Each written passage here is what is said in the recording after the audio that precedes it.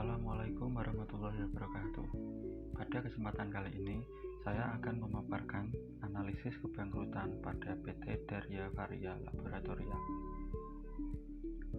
Sebelum itu, perkenalkan, saya Arafi Setiakara Dewa dengan NIM 7311419134. Kita mulai dari profil perusahaan. PT Darya Varia Laboratoria merupakan perusahaan farmasi yang telah lama berdiri di Indonesia, beroperasi sejak tahun 1976 dan menjadi perusahaan terbuka pada tahun 1994. Di tahun 2015, PT Darya Varia mengakuisisi PT Prajaparin dan melakukan merger di tahun 2014. Darya Varia mengoperasikan dua fasilitas manufaktur kelas dunia di Gunung Putri dan di Citerep, Bogor. Keduanya memiliki sertifikat cara pembuatan obat yang baik atau CPOB ASEAN. Kedua pabrik tersebut fokus memproduksi produk-produk perusahaan serta memberikan jasa toll manufacturing untuk pelaku nasional dan multinasional, baik untuk pasar lokal maupun ekspor. Sejalan dengan misi perusahaan untuk membangun Indonesia yang lebih sehat secara bertahap setiap orang di setiap waktu, Darya Varia memproduksi produk-produk berkualitas tinggi untuk lini produk consumer health dan obat resep.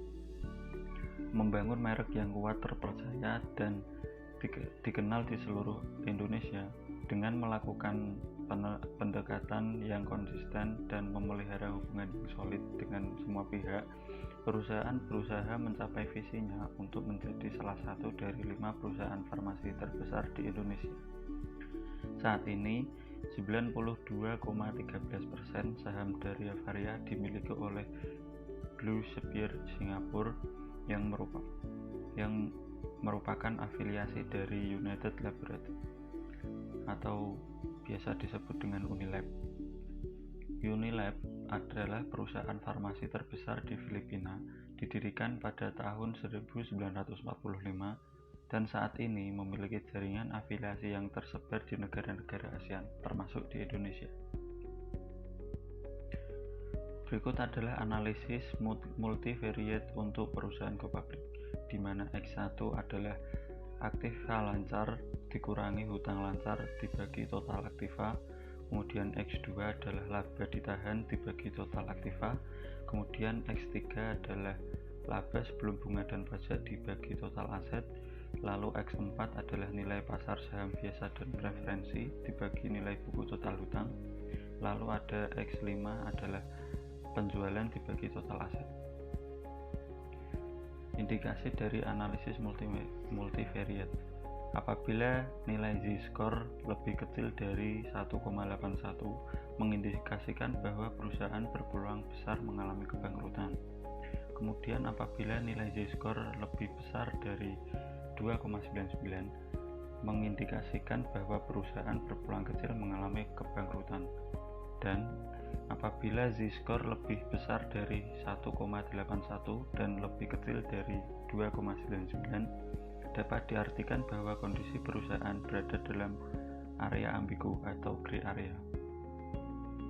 Berikut adalah tabel laporan keuangan Darya Varia 3 periode, yaitu 2018, 2019, dan 2020. Kemudian didapat nilai Z-score-nya pada tahun 2018 sebesar 4,60, tahun 2019 sebesar 4,58, kemudian tahun 2020 sebesar 3,93. Berikut ini adalah grafik Z-score pada PT Darya Varia Laboratoria.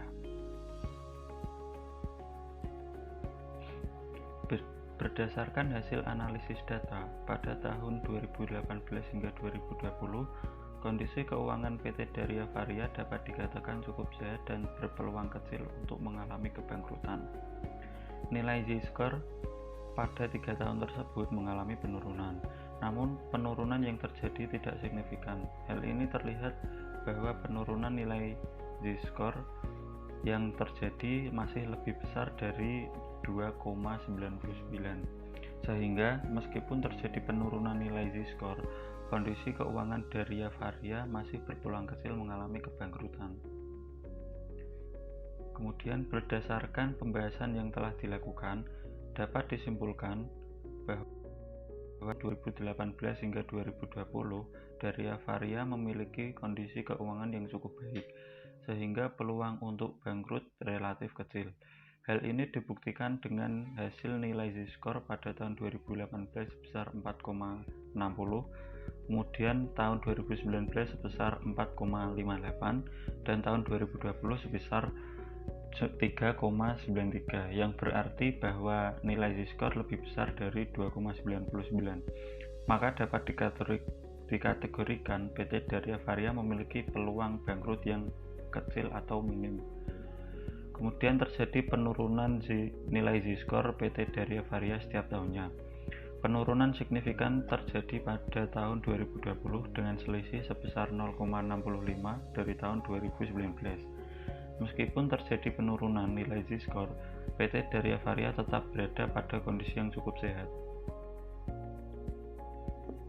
Dengan kondisi keuangan PT Daria Varia pada tahun 2018 hingga 2020 yang dapat dikatakan sehat dan berisiko bangkrut yang sangat minim dan selalu mengalami penurunan nilai Z-score pada setiap tahunnya, maka pihak manajemen perusahaan perlu memperhatikan seluruh aspek perusahaan agar tidak mengalami tren penurunan berkepanjangan.